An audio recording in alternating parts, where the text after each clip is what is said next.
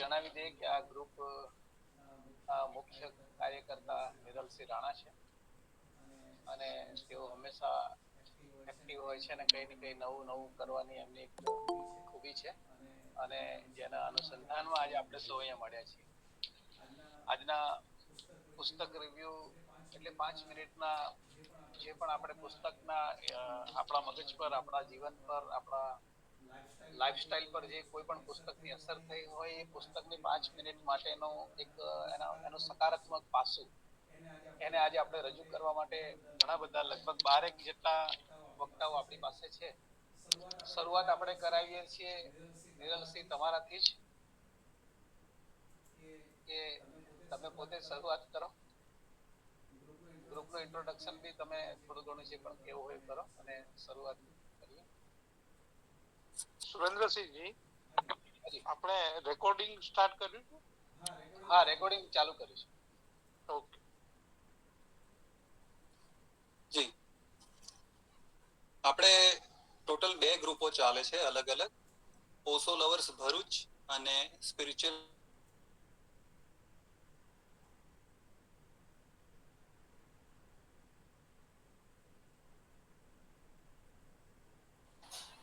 Mike of છે.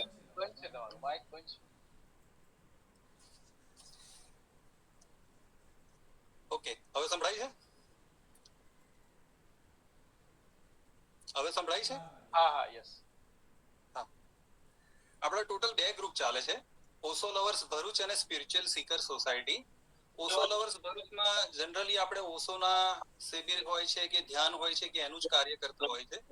પછી એક જરૂરિયાત આપણી એક એવી ઊભી થઈ કે આપણે એક એવું ગ્રુપ પણ બનાવીએ કે જેમાં અલગ અલગ સ્પિરિચ્યુઅલ બુક્સ, અલગ અલગ સ્પિરિચ્યુઅલ ગુરુઓ, અલગ અલગ વ્યક્તિઓનું આપણને માર્ગદર્શન મળે અને જે પણ સાક્ષાત્કાર કે એનલાઇટમેન્ટ તરફ કે જેની જે પણ ઈચ્છા હોય અથવા તો પોતાના જીવનની જે ધારણા હોય તે તરફે અન્યના માર્ગદર્શન હેઠળ બી કંઈક ને કંઈક રીતે આગળ વધે.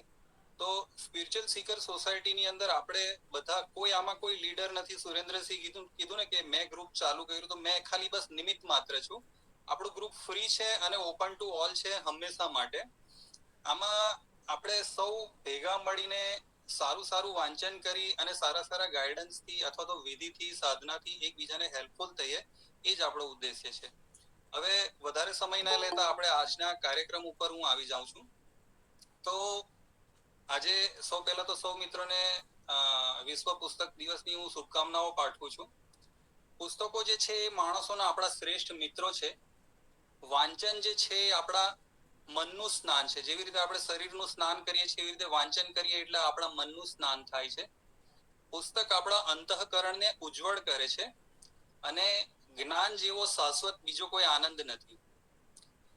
હમણાં જ માધવપુરમાં જે રીડિંગ ચાલે છે તો એમાં મેં સાંભળ્યું કે બ્રહ્મ વેદાંતજીએ કીધેલું હતું કે તમે ગમે એટલી વિધિઓ કરો પણ જ્ઞાન અને સમજ વગર એ તમામ વિધિઓ નકામી છે.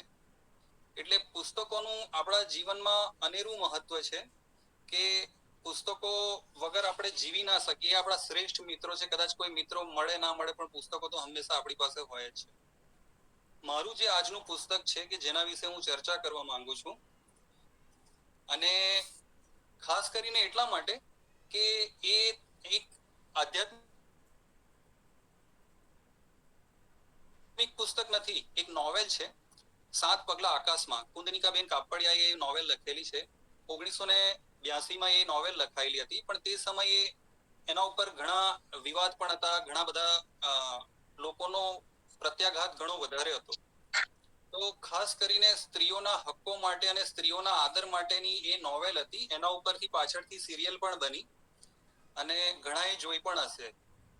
તો જન્મભૂમિ પ્રવાસીમાં એ ધારાવાહિક રીતે ચાલતી હતી અને મારા માટે એટલા માટે ઇમ્પોર્ટન્ટ છે કારણ કે મેં ઘણી બધી જે બાળપણથી ધીરે ધીરે વાંચતા નોવેલો વાંચતા પહેલી નોવેલ મારા એવા હાથે લાગી કે જે તમારું જીવન બદલી નાખે. એમાં જે વિચારો લખેલા છે એ તમને હચમચાવી નાખે અને મહિનાઓ સુધી તમે એના ઉપર ચિંતન કર્યા કરો. કારણ કે હું જે ફેમિલીથી બિલોંગ કરું છું, અથવા તો સામાન્ય રીતે આપણે સૌએ જો જોયું હોય તો જે લોકોની ઉંમર ખાસ કરીને 40 થી ઉપર હશે, આપણે પિતૃસત્તાક સમાજ વ્યવસ્થામાં જીવીએ છીએ અને મહિલાઓ ઉપર જનરલી પુરુષો જાણે અધિકાર ધરાવતા હોય ને એવી ભાવનાથી જ વર્તતા હોય છે.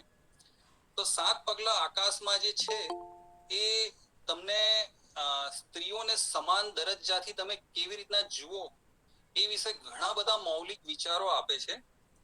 તો આ લગભગ એવું સમજો કે કદાચ મેં આ 2000 કે 2002 ની આસપાસ વાંચી હશે, એટલે લગભગ 23 થી 25 વર્ષ પહેલા આ નોવેલ મેં વાંચેલી હતી. તે સમયે ઓશો કે અન્ય કોઈ પણ આધ્યાત્મિક જ્ઞાનનો કે વાંચનનો મારો એવો કોઈ શોખ નહોતો. તો પાછળથી મેં ઓશોની નારી ઓર ક્રાંતિ છે કે પછી જે કૃષ્ણમૂર્તિની ફ્રીડમ ફ્રોમ નોન વગેરે મેં વાંચી, તો એના વિચારો પણ આને લગતા જ છે.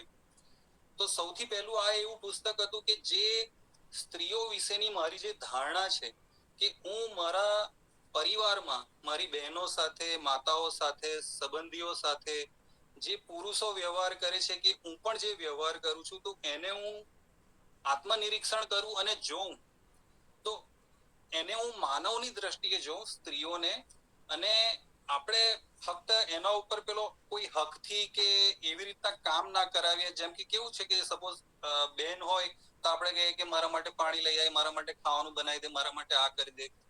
તો ઘણી બધી આપણે જે ઇવન બોલવામાં પણ આપણું જે વાક્ય હોય છે ને એ થોડું હકથી અધિકાર જમાવતું હોય છે. તો એ ખરેખર ન હોવું જોઈએ. તો સૌ પ્રથમ આ પુસ્તકથી મને એ વસ્તુ શીખવા મળી કે સંબંધ જે છે એ તમારા સ્પાઉસ સાથેનો મિત્ર જેવો હોવો જોઈએ. તમે પ્રેમથી રહો. લગ્ન જીવન બી એવું હોવું જોઈએ કે જે ખાલી ને ખાલી માત્ર તમે બસ ખાલી કર્તવ્ય નિભાવવા માટે નિભાવ્યા કરો એવું ના હોવું જોઈએ. એક યાંત્રિક હોય કે માત્ર ને માત્ર અપેક્ષા કે ગણતરીથી જ તમે લગ્ન જીવન ચલાવી રાખતા હો એવું ના હોવું જોઈએ. તમે જુઓ તો વેદકાળની અંદર આપણે જોઈએ છે કે તમે વાંચ્યું હશે કે જ્યાં નારીઓની પૂજા થાય છે ત્યાં દેવતાઓનો વાસ હોય છે, એવું આપણા બધા કહેતા હતા અને શીખ્યા છે. પણ ધીરે ધીરે મનુસ્મૃતિ અને વર્ણ વ્યવસ્થા આવતા આવતા ધીરે ધીરે પછી પિતૃસત્તાક સમાજ સ્થાપિત થતો ગયો અને સ્ત્રીઓની જે સ્થિતિ છે એ કથળતી ગઈ. એટલે આપણે છે ને સ્ત્રીઓને માત્ર ને માત્ર રસોડા સુધી સીમિત રાખી દીધી. સ્ત્રીઓના પાછા ચિહ્નો હોય, મિસ હોય, મિસિસ લાગે, ચાંદલા એમણે કરવાના, અમુક જાતનો પહેરવેશ હોય, વિધવા હોય તો અલગ પહેરવેશ હોય, એ બધું પુરુષો માટે હોતું નથી. એટલે આપણે ઘણા બધા ભેદભાવથી અને જે લિંગ, આકાર, દેહ વગેરે વગેરેથી આપણે ભેદ પાડીને એમને જોઈએ છે. આપણે ક્યારેય એમને સમકક્ષ દરજ્જો નહીં આપ્યો. ઇવન અમેરિકા જેવા સારા એવા કન્ટ્રીમાં પણ સ્ત્રીઓએ પોતાના મતાધિકાર માટે ઘણા સમય સુધી લડત કરવી પડેલી હતી. તો સ્ત્રીઓને આપણે શરૂઆતના સમયથી જેમ પશુધન હોય એમ સ્ત્રીઓને ધનની મારફતે જોતા હતા. અત્યારે એ પરિસ્થિતિ ધીરે ધીરે બદલાઈ છે. સ્ત્રીઓને આપણે નાનપણથી જ એવી રીતને કે એમણે લજ્જામાં રહેવું, પણ લજ્જા અને વિનયમાં ફરક હોય છે. લજ્જા તમને મતલબ કે એવી રીતના આપણને દબાવીને રાખે છે કે તમારે તમારો અભિપ્રાય નહીં આપવો એમ. પણ ખરેખર તમે વિનયપૂર્વક તમે તમારો અભિપ્રાય બી આપી શકો છો. આપણે ખાસ કરીને સ્ત્રીઓને ત્યાગ અને સમર્પણની ભાવનાઓ બહુ શીખવાડીએ છીએ, પણ પુરુષોને એ બધી ભાવનાઓ આપણે શીખવાડતા નથી. તો એ બધી વસ્તુઓ મને આ નોવેલથી શીખવા મળી. અને જન્મથી જ જે આપણો જે ઉછેર હોય છે, આપણો વ્યવહાર હોય છે, આપણા માતા પિતા દ્વારા અથવા તો આપણા વડીલો દ્વારા આપણને જે સંસ્કાર આપવામાં આવ્યા હોય છે, તો એ ધીરે ધીરે આપણામાં એટલા બધા દ્રઢ થતા જાય છે કે આપણી અંદર એ પછી માન્યતા ઘર કરી જાય છે. ને આપણે એને બદલવી હોય તો એ બહુ મુશ્કેલ થઈ જાય છે. ઇવન આજની તારીખે આટલું બધું વાંચ્યા સમજ્યા પછી પણ મને ક્યારેક એવું લાગે છે કે હું મારા ઘરની જે પણ નારીઓ છે, સ્ત્રીઓ સાથે, એની સાથે ક્યારેક ગેરવર્તન હું કરી બેસું છું.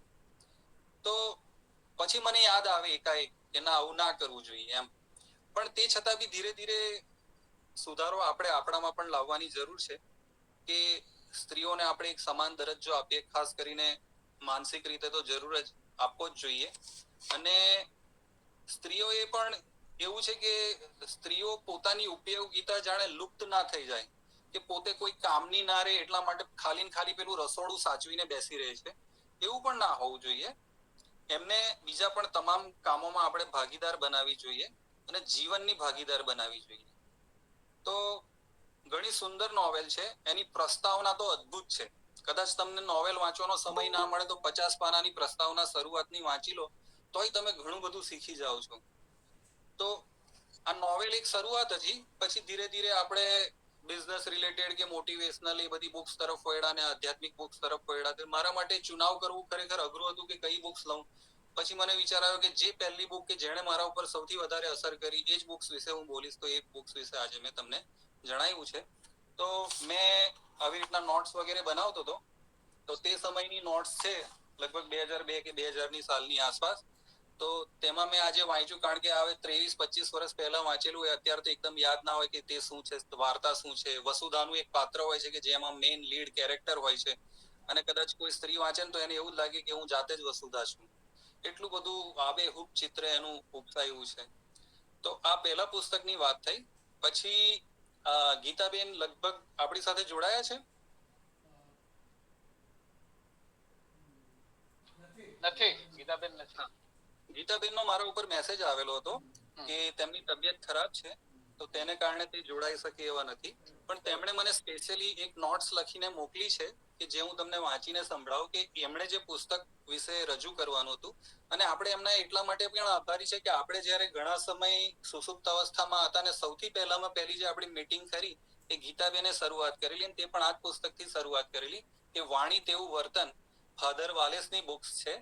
અને ફાધર વાલેસ એ ફોરેન કન્ટ્રીથી આવેલા હતા અને તેમણે પછી ગુજરાતી શીખી. ગુજરાતી ભાષામાં ઘણા બધા પુસ્તકો એમણે લખ્યા અને ગણિતના પણ એમણે ઘણા બધા સારા સારા પુસ્તકો લખ્યા.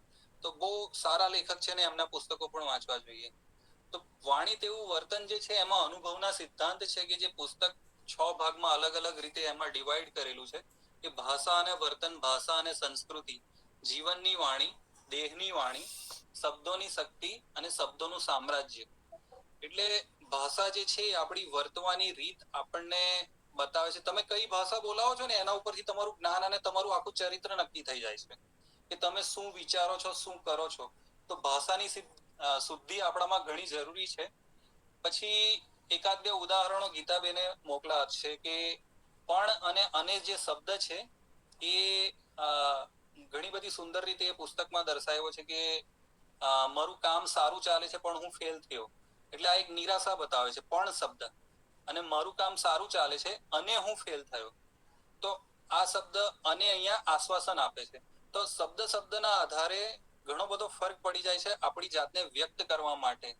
પેરેન્ટિંગ વિશે એક નોટ એવી છે કે જે લોકો પેરેન્ટ્સ છે ખાસ કરીને, તો એમણે જોઈએ શબ્દ જે છે એ આપણા ઘરમાં ઓછામાં ઓછો વાપરવો જોઈએ. એમ કે આપણે બાળકને કહીએ કે મારે તો તારા આટલા માર્ક જોઈએ જ, તારે આ કામ કરવું જ પડશે, આવી જ રીતના વર્તવું પડશે. તો આજે જોઈએ અને માંગ જે છે ને એ શક્ય એટલી ઓછી કરીશું તો પેરેન્ટિંગમાં આપણા માટે ઘણો ફાયદો રહેશે. અમુક ઉદાહરણો એમણે જે મોકલા છે તે એવું છે કે હું કરીશ, જેમ કે દ્રઢ સંકલ્પ બતાવે. હું નહીં કરું એ આત્મવિશ્વાસ કે કેવી રીતના તમે બોલો છો એ દર્શાવે છે. તો વાણી તેવું વર્તન આજે આખું પુસ્તક છે, ખાસ કરીને શબ્દ ઉપર છે. એ ફાધર વાલેસના જે 2 પુસ્તકો છે, શબ્દલોક અને દેહની ભાષા, એ 2 પુસ્તકોને ભેગા કરીને આ એક પુસ્તક બનાવ્યું છે. તો પોતાના શબ્દો ઉપર કંટ્રોલ કરવા માટે કે સારી રીતે વ્યક્ત કરવા માટે, બીજા ઉપર સપોઝ પ્રભાવ પાડવા માટે આવા પુસ્તકો વાંચો તો તમારી ભાષા ખરેખર સુધરે. તો અહીં હું વિરામ આપું છું મારી વાણીને, અને આગળ 2 પુસ્તકો આપણા થયા છે એની પછી જે ક્રમમાં આવે છે એ સુરેન્દ્રસિંહ કે તેઓ એમને આમંત્રિત કરે. Thank you. ખૂબ સરસ વિરલસિંહ. 2 પુસ્તકો એક ગીતાબેન તરફથી રજૂ કર્યું. મને ગીતાબેનની ચોઈસ, જે પુસ્તકની ચોઈસ છે એ જોતા એવું લાગ્યું કે આપણી વચ્ચે તેઓ આજે હાજર હોત તો વધારે સારી રીતે એ પુસ્તકને ન્યાય આપી શક્યા હોત. બીજું કે તમે ખૂબ ક્રાંતિકારી પુસ્તક પસંદ કર્યું છે અને તમે પછી તમારી લાઈફનું પહેલું પુસ્તક છે. એક પુરુષ તરીકે તમે બહુ તટસ્થ ભાવે સ્ત્રીઓ રૂપી પુસ્તકને સ્વીકાર્યું છે. ખૂબ ખૂબ આભાર બંને પુસ્તક માટે આપશ્રીનો. હવે ડોક્ટર પુનિતભાઈ પટેલ આપણી વચ્ચે જોડાયેલા છે. પુનિતભાઈને રિક્વેસ્ટ કરીશ કે તેઓ પોતાનું માઇક અનમ્યુટ કરી અને પોતાના પુસ્તક વિશે થોડું જણાવે. થોડો સમયનું ધ્યાન રાખીશું આપણે બધા. 5 મિનિટમાં આપણે રિવ્યુ નથી આપવાનું, જસ્ટ એક આપણા લાઈફ પર જે ઇફેક્ટ છે બધા માટે છે. ડોક્ટર સાહેબ ખાલી તમારા માટે છે એવું નથી. ના, આમ પણ અમે ટાઈમના બહુ સ્ટ્રિક્ટ હોય એટલે અમે અત્યારે બી જોઈએ 9:24 ચાલુ થાય છે તો 9:29 સુધીમાં પતાવી દેવાનું. તો જય શ્રી કૃષ્ણ. હું આણંદથી બિલોંગ કરું છું અને મને જ્યારે નિરલભાઈની સાથે વાત થઈ ત્યારે એમણે મને કહ્યું કે આપણે આવો એક પ્રોગ્રામ કરવાના છીએ. એટલે ત્યારે મેં વિચાર્યું કે મારે કયા પુસ્તક ઉપર વાત કરવી જોઈએ. એમ તો ઘણા બધા એવા પુસ્તકો છે કે જે કેમ કે કોઈ એક પુસ્તકથી કોઈ વસ્તુ ન બદલે, કેમ કે ઘણા બધા પુસ્તકોનું ક્યાંક ને ક્યાંક ઇન્ટરસેક્શન તો હોય જ. પણ પછી મારે મારા મનગમતા 5 પુસ્તકોમાંથી એક પુસ્તકને પસંદગી કરવાની હતી. તો હું પહેલા એ 5 પુસ્તકોની વાત કરીશ કે જેણે મારા જીવનમાં ઘણો બધો પ્રભાવ પાડ્યો. એમાં સૌથી પહેલું પુસ્તક think and grow rich by Napoleon Hill. બીજું the almanack of Naval Ravikant. ત્રીજું આજે નીતિનભાઈ જે એક રિવ્યુ કરવાના છે the alchemist by Paulo Coelho. ચોથું ધેટ ઇઝ કર્મનો સિદ્ધાંત. અને વન ઓફ માય ફેવરિટ એ પુસ્તકનું નામ એટલે કાન્ટ હર્ટ મી. આ પુસ્તક મેં જ્યારે વાંચ્યું ને ત્યારે મને એવું થયું કે આ પુસ્તકમાં એવું કંઈ છે નહીં એમ કે જે આપણને બદલી શકે. કેમ કે આખું પુસ્તક કોઈ દિવસ ન બદલે, પણ પુસ્તકની અંદર લખેલી વાતો આપણને બદલી નાખે. તો આ પુસ્તક છે ને ડેવિડ ગોગિન્સ કહીને એક અમેરિકામાં રહેતો એક વ્યક્તિ છે કે જેનું બાયોગ્રાફી છે અને એને કેવી રીતે કઈ સ્ટ્રગલમાંથી આગળ આવીને અથવા કેવા સમયને ફેસ કરીને જ્યારે સિચ્યુએશન્સ એની ફેવરમાં નહોતી ત્યારે એને કેવી રીતે એને ફેસ કરી અને પછી એને જ્યારે જે કર્યું એ ખરેખર એક કાન્ટ હર્ટ મી. કેમ કે આ પુસ્તકમાં એક જ વસ્તુને ભાર આપે છે કે જે પણ છે ને આપણું માઇન્ડ છે. આપણે જે પણ વસ્તુ જોઈએ છીએ બધું આપણું માઇન્ડ છે. આપણે કઈ રીતે નક્કી કરીએ છીએ કોઈ પણ પરિસ્થિતિને, તે આપણા માઇન્ડથી નક્કી થાય છે. તો આ પુસ્તકમાં લેખકે પોતાના જીવનની સાથે સાથે 10 ચેલેન્જની વાત કરી છે. હું ટૂંકમાં એની વાત કરું તો પહેલી ચેલેન્જ છે એ છે કે ઇન્વેન્ટરી ઓફ એક્સક્યુઝિસ. કે આપણે છે ને હંમેશા આપણી જે એક્સક્યુઝ છે ને એની એક ઇન્વેન્ટરી બનાવતા હોઈએ છીએ કે હું આ કરી શકીશ, હું આ નહીં કરી શકું. પછી જે બીજું છે ને એ છે એકાઉન્ટેબિલિટી મિરર. કે આપણે જે પણ છીએ આપણે એકાઉન્ટેબિલિટી માટે છીએ કે આપણે શેના માટે એકાઉન્ટેબલ છીએ. તો આપણે અરીસાની સામે ઉભા રહીને આપણે વિચારવું જોઈએ કે આપણે શેના માટે એકાઉન્ટેબલ છીએ. ત્રીજું છે કે convert your weakness into the strength. કે આપણે વીકનેસ છે એને સ્ટ્રેન્થમાં કન્વર્ટ કરવી જોઈએ. ચોથું છે કે એમિંગ ટુ સરપાસ. કે આપણે જે પણ કંઈ કરી રહ્યા છીએ એને આપણે કેવી રીતે આગળ વધારી શકીએ. પાંચમું વિઝ્યુઅલાઇઝ સક્સેસ. કે આપણે આપણી સક્સેસને જોવી જોઈએ. યુઝ ધ કુકીઝ આર બહુ મસ્ત કન્સેપ્ટ આ બુકમાં આપેલો છે ને, એને ખરેખર મને બહુ પ્રભાવિત કર્યો. સાતમું છે we are giving only the 5% of our physical strength. કે આપણે આપણા શરીરની 5% આપીએ છીએ, જે આપણે વધારવું જોઈએ. જે આઠમું છે એ છે કે એક સમય એક જ કામ કરવાનું. જે નવમું છે એ છે કે કેવી રીતે આપણે અમોંગ્સ ધ અનકોમન બની શકીએ. અને છેલ્લું છે આફ્ટર એક્શન રિપોર્ટ. હવે આ પુસ્તકમાંથી મને જે સૌથી સારામાં સારું લાગ્યું ને એના મેં 5 ટેક અવે બનાવ્યા છે જે મારે તમારી સાથે શેર કરવા છે. અને હું અત્યારે હાલ જે પણ કંઈ કરી શકું છું ને કદાચ આ 5 ટેક અવેની આજુબાજુ જ છે.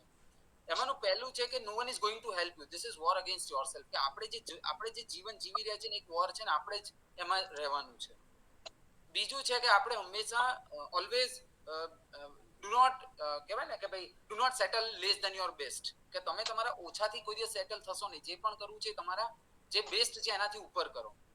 ત્રીજું છે કે તમે હંમેશા અનકોમન અમોંગ્સ ધ અનકોમન બનવાનો પ્રયત્ન કરો.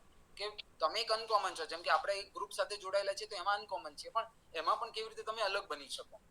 જે ચોથું છે એ એવું છે કે તમે કેવી રીતે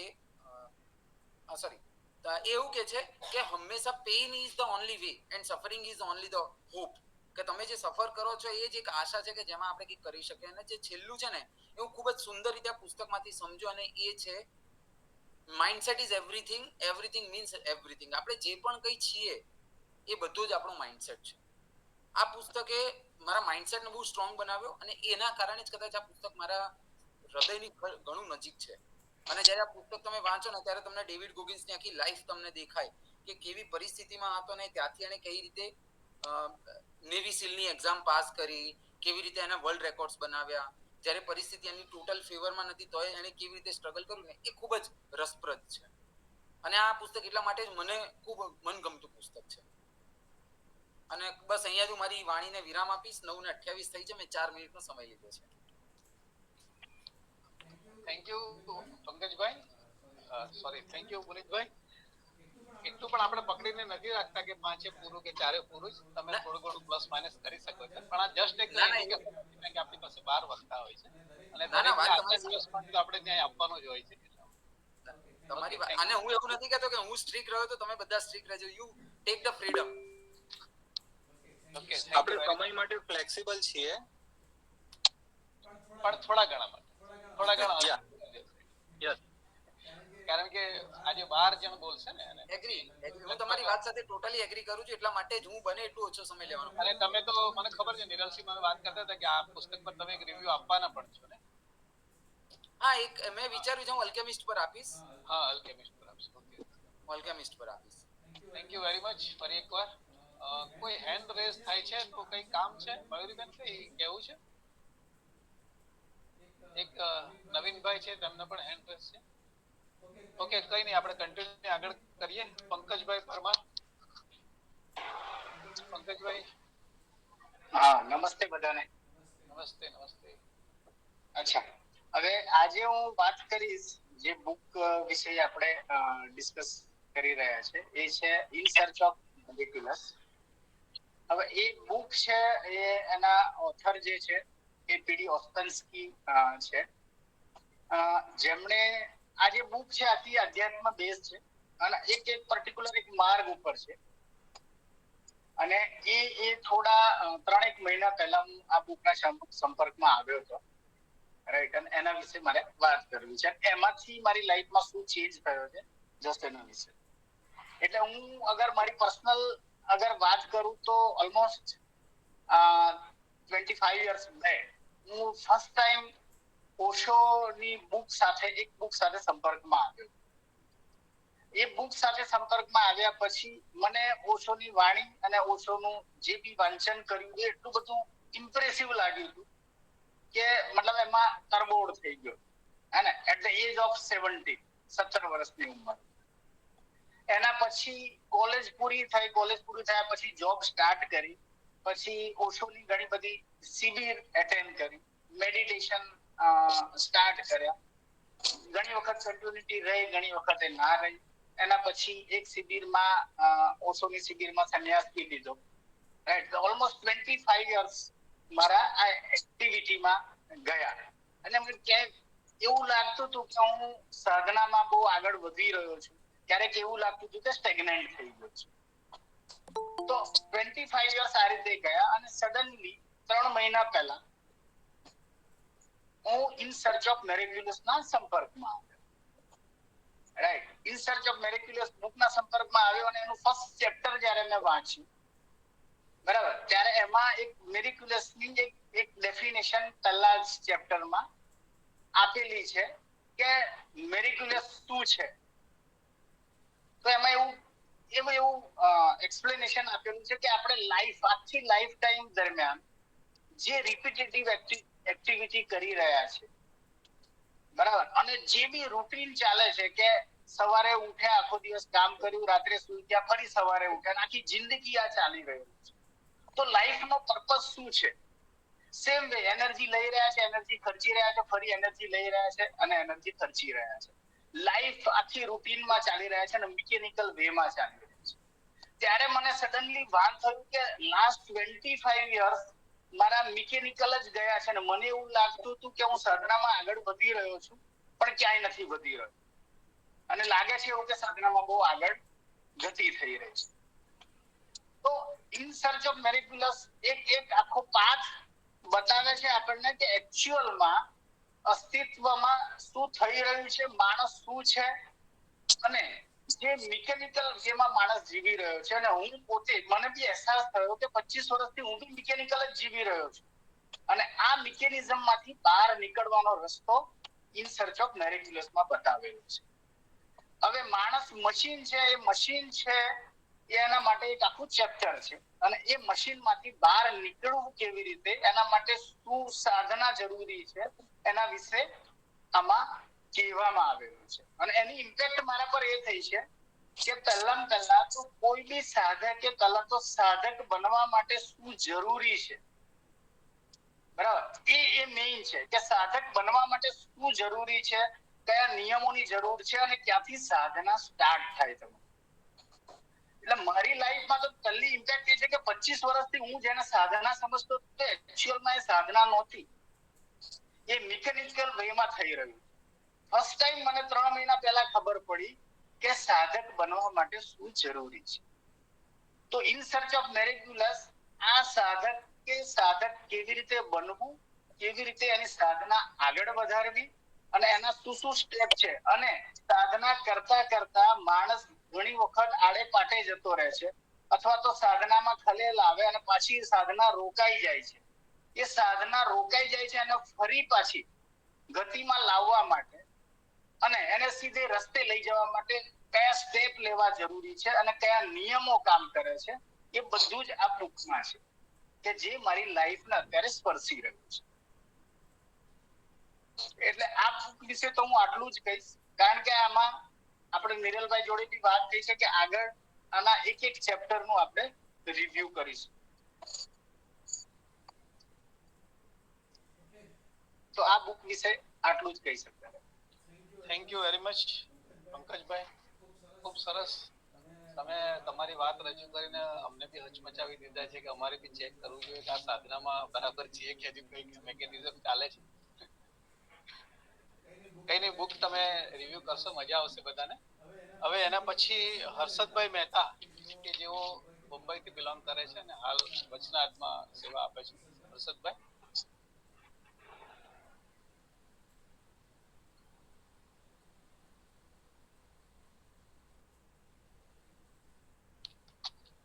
હર્ષદભાઈ છે આપણી વચ્ચે? હર્ષદભાઈ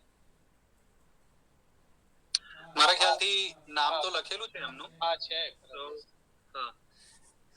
એમને કદાચ માઇક ઓપન કરતા આવડતું હોય ના આવડતું હોય ખ્યાલ નહીં, એમણે મને ફોન કરેલો હતો. હર્ષદભાઈ, આપ જો સાંભળતા હો તો નીચે લેફ્ટ કોર્નર ઉપર છે, નીચેની સાઈડ ઉપર, અથવા તો પછી નેક્સ્ટ વક્તા ઉપર આપણે જઈએ. તમે ફોન કરો ત્યાં સુધી આપણે સંદીપભાઈ ને લઈ લઈએ. સંદીપભાઈ કોટેચા.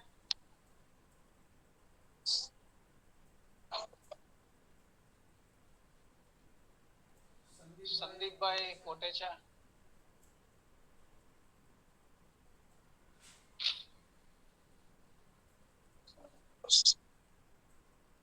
અચ્છા, હર્ષદભાઈ. ઓકે, હર્ષદભાઈ આવી ગયા છે. માઇક બંધ છે તમારું, હર્ષદભાઈ?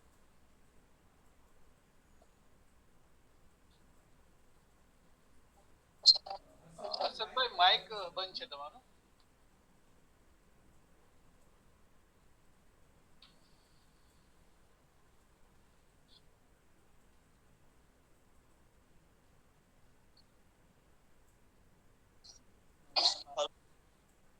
હા, યસ યસ, હવે બોલો. હાજી, આજ વિશ્વ પુસ્તક દિન નિમિત્તે ઓનલાઈન જે પુસ્તક મિત્રો હાજર છે એ સૌને મારા નમસ્કાર, એ સૌને અભિનંદન, સૌને વધાઈ. આ બહુ સુંદર પ્રસંગ છે. વિશ્વ પુસ્તક દિને પુસ્તકનું વિશે કંઈક ને કંઈક જે આપણને સ્પર્શી ગયું એ વિશે બોલવાનું, કારણ કે આખો રિવ્યુ તો કરવાનો જ નથી. એટલે જે આપણને સ્પર્શી ગયું એ વિશે બોલવાનું જે તમે કન્સેપ્ટ કર્યો છે એ ખરેખર ધન્યવાદને પાત્ર છે. હા, અને હું જે પુસ્તક વિશે વાત કરવા માંગુ છું એ પુસ્તક છે શક્કરબાર. એના લેખક છે ગુણવંતરાય આચાર્ય. હવે આ પુસ્તક છે એ મુખ્યત્વે તો જે એની શૃંખલા છે ચારની, શક્કરબાર, હરારી, સરફરોશ અને સરગોશ, એ ચારનું શૃંખલાનું પહેલું પુસ્તક છે. અને શક્કરબાર આપણને નામ જરા વિચિત્ર લાગે, શું હશે શું નહીં થાય, એ નામ વિશે તો હું હમણાં જ ખુલાસો કરી દઈશ. પણ આ ખરેખર દરિયાઈ નવલકથા છે. અને નવલકથા કહીએ તો બી આપણે જેને ફિક્શન કહીએ, જે માત્ર ફિક્શન નથી, જે ઘટનાઓ ઘટી ગઈ છે, જે ઇતિહાસ બની ગયો છે, એને થોડા કલ્પનાના રંગો ઉમેરીને બહુ સુંદર ચિત્રણ રજૂ કર્યું છે. અહીંયા વાત છે દરિયાઈ ચાંચિયાઓની. ગુજરાતને 1600 કિલોમીટર દરિયા કિનારો છે, તો ગુજરાતને તો દરિયા જોડે કે દરિયાઈ વાહન વ્યવહાર જોડે તો બહુ જ સંબંધ હોવો જોઈએ, પણ એ ઓછો છે, એ વાત અલગ છે. વર્ષો પહેલા કે દાયકાઓ પહેલા જે આપણો વાહન વ્યવહાર હતો એ મુખ્યત્વે સ્ટીમરો આવી એ પહેલા લગભગ વાહન દ્વારા જ થતો હતો. અને વિશ્વભરમાં વાણ ફરતા રહેતા હતા. આપણો પૂરો વ્યવહાર વાણો દ્વારા ચાલતો હતો. એવી વખતે દરિયામાં ચાંચિયાઓનું પણ બહુ જોર હતું. આજે પણ જે છે, પણ આજે આપણી પાસે ઘણા સાધનો છે. એટલે આફ્રિકાના એક દેશના ચાંચિયાઓ ખૂબ જ હોય છે. એને ઘણા દેશોના જે નેવી હોય છે, એ ખાસ કરીને ભારતનું નેવી પણ રક્ષણ આપે છે આ મર્ચન્ટ નેવીના સ્ટીમરોને. પણ ત્યારે તો લાકડાના વાણો હતા, કોઈનું રક્ષણ નહોતું અને બહુ જ હેરાનગતિ થઈ હતી. ત્યારે આપણે ગૌરવની વાત છે કે વલસાડનો એક દેસાઈ, ઘણું કરીને એનું નામ અમુલક દેસાઈ હતું, એ મેદાનમાં આવ્યો. એને કઈ થઈ ગયું કે આ વસ્તુ તો આપણે ના ચલાવી લેવાય, અને એ ચાંચિયાઓનો સામનો કરવા ઉતર્યો અને એને સફળતાપૂર્વક ચાંચિયાઓનો સામનો કર્યો. એ અમુલક દેસાઈના જીવનની વાત છે. પણ એનું અમુલક દેસાઈ નામ એક બાજુ જ રહી ગયું અને શક્કરબાર નામથી એ જાણીતો થઈ ગયો. શક્કરબાર નામ જે છે મુખ્યત્વે શકરાબાજ માટેનું છે. શકરોબાજ, બાજ છે જે ગોલ હોય છે, શિકારને એવી રીતે જુએ છે ને એવી રીતે પકડે છે કે એમાંથી કોઈ છટકી શકે નહીં. તો અને એમાં પણ સૌથી શ્રેષ્ઠ હોય તો શકરોબાજ. એ શકરોબાજ ઉપરથી આનું નામ શક્કરબાર થઈ ગયું. અને આખા એની જે કહાની છે એ ગુણવંતરા આચાર્ય આમાં રજૂ કરી છે.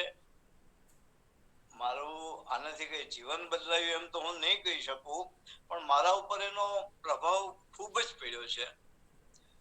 એનું એક કારણ તો એ છે કે મારું જે વતનનું ગામ છે એ બંદર દરિયા કિનારો છે ને બંદર છે. એટલે અમારે ત્યાં પણ અમારા ગામમાં બી બધો માલ આવતો મુંબઈથી, એ આ વાહનો મારફત જ આવતો. તો મને એનું ધ્યાન છે કે આ લોકોની શું દશા થતી હશે. અને એને જયારે ચાંચિયાઓ લૂંટી અને એવા કેટલાય બેટ છે, એ બેટમાં છુપાઈ જાય, કોઈને કઈ ખબર ન પડે, ત્યારે શક્કરબારે હિંમત કરી અને એમને બધાને હરાવ્યા કહીએ તો ચાલે. એને બધાને હરાવ્યા હતા. અને આ જે વાણ દ્વારા વ્યવહાર થતો હતો, એ લોકોને થોડા સમજો કે નિરાતનો શ્વાસ લેતા કર્યા હતા. એ એક જાતનો એક ઇતિહાસ છે, જે વાહન વ્યવહાર વખતે કેવી તકલીફ હતી અને ત્યારે સમાજમાં શું હતું. એમાં ખાસ કરીને ગોલાની મીણાની વાતો આવે છે. આજે પણ આ ગોલા સમાજ, મીણા સમાજ અસ્તિત્વમાં છે જ. ભલે એમની પરિસ્થિતિ જુદી હશે, કારણ કે આજે બધી બાબતની પરિસ્થિતિ બદલાઈ ગઈ છે. પણ હજી ચાંચિયાઓ છે, પણ ચાંચિયાઓને બી આ નેવી છે જુદા જુદા દેશની, એને પકડી અને ઠીક કરે છે અને એની સામે રક્ષણ આપે છે. તો જ્યારે આવા કોઈ સાધન નહોતા, ત્યારે અમુલક દેસાઈએ એક જબરદસ્ત ક્રાંતિ જેવું જેને કહેવાય ને એવું કર્યું હતું. અને વધારે તો સારું આપણા નવલકથા વાંચીએ ને તો જ એને બરાબર પામી શકીએ. હું ગમે એટલું કહું, અને મેં તો વર્ષો પહેલા વાંચેલી છે, પણ મારા ઉપર એનો બહુ જ ઊંડો પ્રભાવ છે. એમાં હરેક વસ્તુ તો મને પૂરેપૂરી યાદ નથી, કારણ કે બહુ જ વર્ષો વીતી ગયા છે. જે ચિત્તમાં એનો પ્રભાવ રહી ગયો છે એ જ આજે હું અનુભવી શકું છું અને એનો થોડો ઘણો પ્રતિભાવ આપી શકું છું. થેન્ક યુ હર્ષદભાઈ, ખૂબ સરસ વાત કરી તમે. એક બહુ જૂના પુસ્તકને ફરી એકવાર તમે લાઇમલાઇટમાં લાવી દીધું. નોટ કરી દેવા જેવું પુસ્તક છે. ચાન્સ મળે તો બધાએ એકવાર એને વાંચવું જોઈએ, કારણ કે આ સમાજની અંદર એક પડકારરૂપ વ્યક્તિ જ્યારે કાળા માથાનો માનવી નીકળે છે, ત્યારે ગમે એવી ચેલેન્જને પાર પાડી અને એક નવી શરૂઆત કરે છે. મને લાગે છે કે જે પણ વાંચશે એના જીવનની અંદર કંઈક તો પરિવર્તન આવશે જ. નેક્સ્ટ એના પછી સંદીપભાઈ કોટેચા છે, પણ મને લાગે હાજર નથી. મેં એમનું નામ સર્ચ કરીને પણ જોયું છે. છતાં પણ જો આમ તેમ હોય અને કદાચ અવાજ આવતો હોય તો એ આવી શકે છે. નહીં તો નીતિનભાઈ ટેલર કે જેઓ ભરૂચથી આપણી વચ્ચે જોડાયેલા છે. હા નીતિનભાઈ કઈ નહીં, તમે હા શરૂ કરો. નમસ્તે. હા સો થેન્ક યુ પાછું આ ફોરમમાં જોડાવા માટે અને આજના દિવસ માટે, વર્લ્ડ બુક ડે. મારી જે બુક છે the Alchemist, one of my favourite book, Paulo કોહેલોની બુક છે. પોર્ટુગીઝમાં પહેલા આ લખાઈ હતી અને લગભગ એની 65 લેંગ્વેજમાં ટ્રાન્સલેટ થઈ છે આ બુક. વેરી બ્યુટીફુલ બુક અને લગભગ 65 મિલિયન કોપીઝ તો વેચાઈ ગઈ છે. અને ઘણા વર્ષો પહેલા મેં પરચેસ કરીને વાંચી હતી અને મને ઘણું બધું શીખવા મળ્યું. એ સેન્ટિયાગો નામનો એક સેફર્ડ હોય છે, એની સ્ટોરી છે આ. અને એને એક ખજાનાનું સપનું આવે છે અને એની માટે કઈ રીતે આખી એની લાઈફ બદલાય છે, કેવા સ્ટ્રગલ્સ એને મળે છે, કયા કયા લોકોને મળે છે. એ ખૂબ જ સુંદર એક તમને મૂવી જેવું જોતા હોય એવું લાગે, એટલે ખાસ વાંચશો ત્યારે જ ખબર પડશે. અને આમાંથી હું શું શીખ્યો એ હું લેસન્સ તમારી સાથે શેર કરીશ. તો સૌથી પહેલું જે લેસન હું શીખ્યો, that is the embrace the journey, not just the destination. જ્યારે પણ આપણે કોઈ પણ વસ્તુ કંઈક કરવા માંગતા હોઈએ, જ્યારે હું પણ મારી લાઈફમાં કંઈ પણ પ્રોજેક્ટ પણ કરતો હતો, જે નર્મદા યાત્રા હું જો કહું છું, એમાં જ્યારે હું કરવા માટે જે સ્ટ્રગલ્સ હું કરું છું ને, એમાં બહુ મજા આવે છે.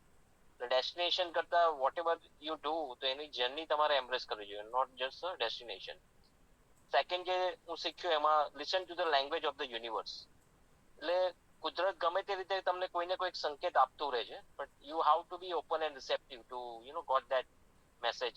તમારે પોતાના અંતર દ્વાર એવા ખુલ્લા રાખવા પડે કે કુદરતી સંકેત તમને કઈ રીતે મળે છે, તમે એને સમજો તો એ ઘણું બધું તમને મદદરૂપ થાય. યુનિવર્સ એવું કહેવાય છે ને, કોન્સ્ટન્ટલી તમારી સાથે કમ્યુનિકેટ કરે છે. તો નર્મદા સાથે મારા ઘણા અનુભવો છે એવા. તો એ મેસેજ પણ આમાં ખૂબ જ સરસ મને મળ્યો. બીજું, trust in yourself and the power of faith.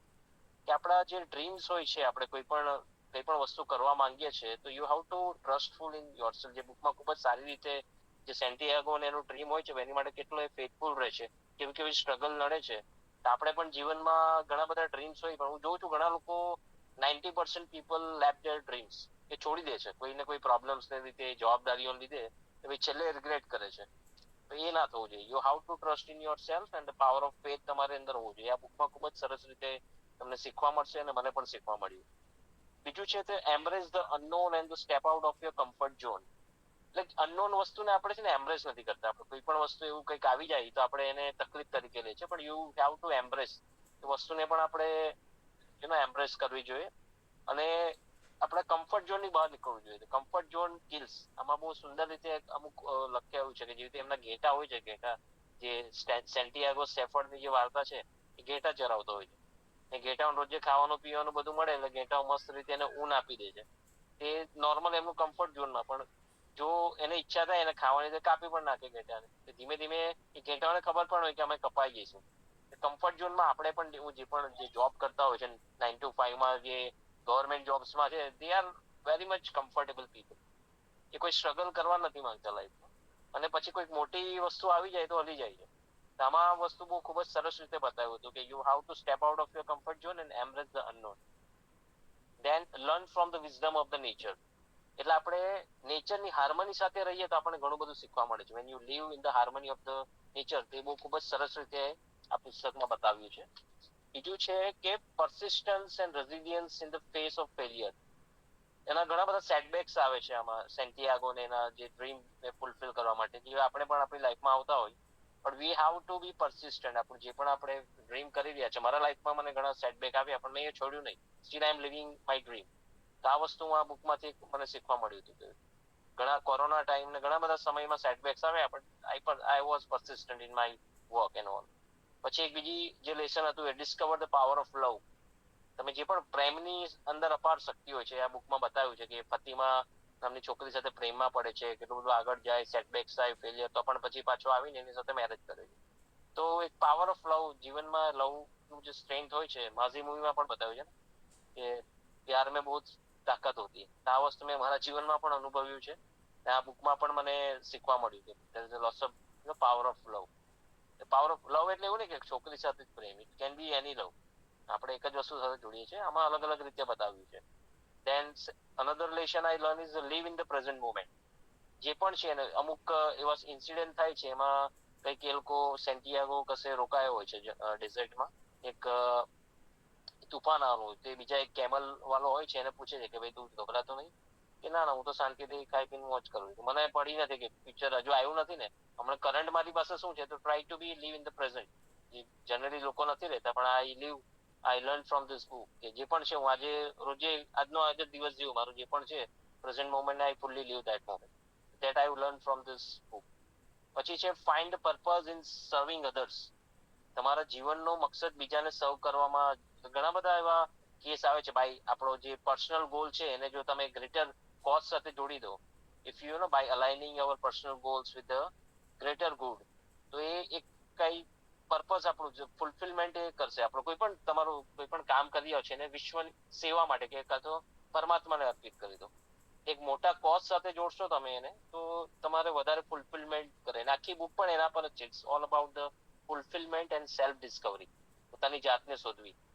અને જે છેલ્લું મેઇન લેસન છે, જે ઘણા મૂવીમાં ડાયલોગ પણ હોય છે, અગર કોઈ ચીજ को आप शिद्दत से चाहो तो पूरी कायनात आपको उसको मिलाने में मदद करती है. तो your personal legend awaits, follow unique journey and purpose that are meant for us. દરેક લોકોનો કંઈક ને કંઈક એક પર્સનલ ગોલ, લિજેન્ડ જેને કહેવાય ને આને પર્સનલ લિજેન્ડ કહે છે, કે આપણે દરેક પાસે એક ડ્રીમ હોય છે, but somehow we are not able to follow that. આપણે છોડી દઈએ છીએ.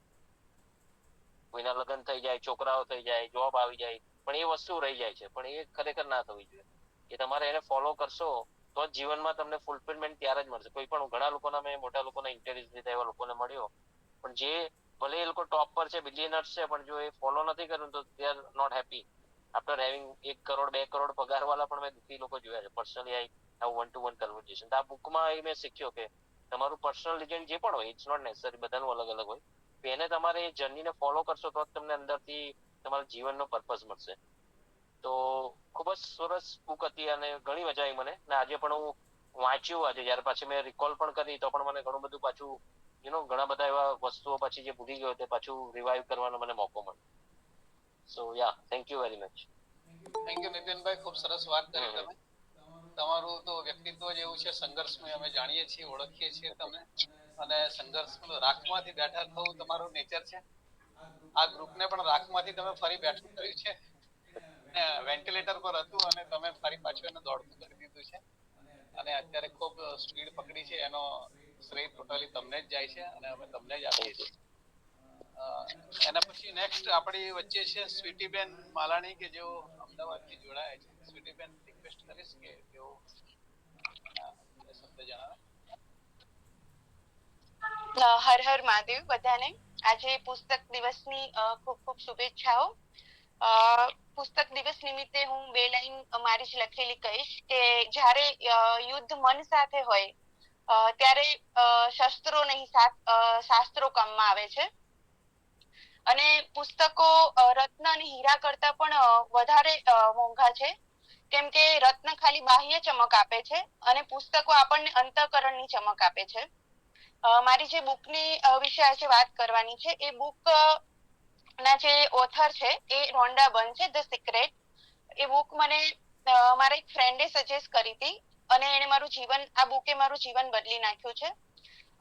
હું એક યોગ ટ્રેનર છું. હું બધા માટે બહુ પોઝિટિવ હતી, પણ મારું ખુદનું કંઈક થાય તો હું એકદમ નેગેટિવ થઈ જતી હતી. આ મારું પર્સનલ એક્સપિરિયન્સ છે. આ બુક ની ઉપર હું 2 વર્ષ 3 months અને 14 days થી કામ કરી રહી છું અને હું એનાથી ખૂબ જ પ્રભાવિત છું કે આપણે હંમેશા બધી વસ્તુ નેગેટિવ બધાને કહેતા હોઈએ છીએ. જેમ કે આપણને જે વસ્તુ ના ગમે આપણે બધાને કહેતા રહીએ છીએ કે આવું થયું, તો આપણને દિવસે ને દિવસે એ વસ્તુ આપણને સામે મળે. જેમ કે ફોર એક્ઝામ્પલ, આપણે એક દિવસ એવો રહીએ કે આપણો કોઈની સાથે ઝઘડો થઈ ગયો, તો આપણે એવું કહી દઈએ કે આજે સવારે મારો ઝઘડો થઈ ગયો એટલે મને આખો દિવસ આવો જ ગયો. તો આપણે આ બુક જે છે આખી યુનિવર્સ પર છે, તો આપણે યુનિવર્સને કોલ કરીને નેગેટિવ થોટ્સ આપી રહ્યા છે, એટલે આપણને આખા દિવસમાં એવી જ બધી વસ્તુઓ મળે છે. મારું પોતાનું એવું છે કે હું બહુ જ નેગેટિવ હતી પહેલા, અને આજે 2 વર્ષમાં હું એટલી પોઝિટિવ થઈ ગઈ છું કે એ ડિફરન્ટ મારા ફેમિલીમાં, મારા ફ્રેન્ડ સર્કલમાં અને જેટલા લોકો મને ઓળખે છે બધા જ સામેથી એવું કહે છે કે તું 2 વર્ષમાં બહુ ચેન્જ થઈ ગઈ બીકોઝ ઓફ ધીસ બુક. હમણાં જ આગળના ભાઈએ કીધું કે બ્રહ્માંડ એવી વસ્તુ છે કે બ્રહ્માંડમાં એટલી કોસ્મિક એનર્જી છે કે આપણું વિચારેલું પણ બ્રહ્માંડ એક્સેપ્ટ કરી લે છે. જેમ કે આપણે કોઈ વસ્તુમાં કોઈ જગ્યાએ ઇન્ટરવ્યુ આપવા જઈએ અને આપણે એવું વિચારીએ કે હું લેટ થઈ જઈશ તો એ દિવસે આપણે લેટ જ થઈ જઈએ છીએ, પણ આપણે ક્યારેય એવું પોઝિટિવ નથી વિચારતા કે હું ટાઈમે જ પહોંચીશ. અને બ્રહ્માંડને નામ ખબર નથી પડતી, તો આપણે એમને જે બી અફર્મેશન આપવી હોય, આ બુક આખી અફર્મેશન પર અને બ્રહ્માંડ સાથે કનેક્ટિવિટીની છે. લો ઓફ અટ્રેક્શન, ગુરુત્વાકર્ષણનો નિયમ. જેમ કે તમે કઈ પણ વસ્તુ વિચારો છો, એ વસ્તુ બ્રહ્માંડ સુધી આપણા જે માનસિક તરંગો છે એ લઈ જાય છે. અને આ બુક પર મેં એવી રીતે વર્ક કરેલું છે કે તમે જે વસ્તુ વિચારો એ થાય છે, અને એ વસ્તુ વિચારવાની આપણે નથી, એ વસ્તુ આપણે યુનિવર્સને વિચારવા દેવાની છે. તો આ બુક ના જે ઓથર છે રોન્ડા બર્ન, એના કરતા પણ હું આ બુક માટે જેને મને આ બુક ગિફ્ટ કરી છે અને મને સજેસ્ટ કરી છે એને હું વધારે થેન્ક યુ કરીશ. અને હું બધાને કહું છું કે આ બુક પર રીડિંગ કરતા વર્ક કરો, બીકોઝ આ બુક આપણા માટે છે એવું જ કહીને વાંચવાની છે અને એના પર વર્ક કરવાનું છે. Thank you so much. ખૂબ સરસ મેસેજ તમે અંતમાં આપ્યો કે રીડિંગ કરતા વર્ક કરો. દરેક બુક એક માત્ર રીડિંગ માટે નથી જ હોતી, એ વર્ક કરવા માટે જ હોય છે. પણ આપણે થોડું કદાચ ઘણીવાર વાંચતા ટ્રેક ચેન્જ થઈ જતો હોય છે, જેના લીધે આપણે રીડિંગ પર ફોકસ વધારે કરીએ છીએ, કારણ કે આપણને એમ કે પુસ્તક પૂરું કરીએ એમ. પણ બેટર છે કે એક પાના પર ભલે એક વર્ષ અટકવું પડે, પણ એ પાનાને આપણે પચાવી જઈએ અને પી લઈએ તો આપણા જીવનની અંદર ઘણી બધી દિશા અને દશા બદલી શકે છે. થેન્ક યુ સ્વીટીબેન, ફરી એકવાર તમારો ખૂબ ખૂબ ધન્યવાદ. આપણી વચ્ચે હવે મયુરીબેન સોલંકી જોડાયા છે. મયુરીબેન, હેલો.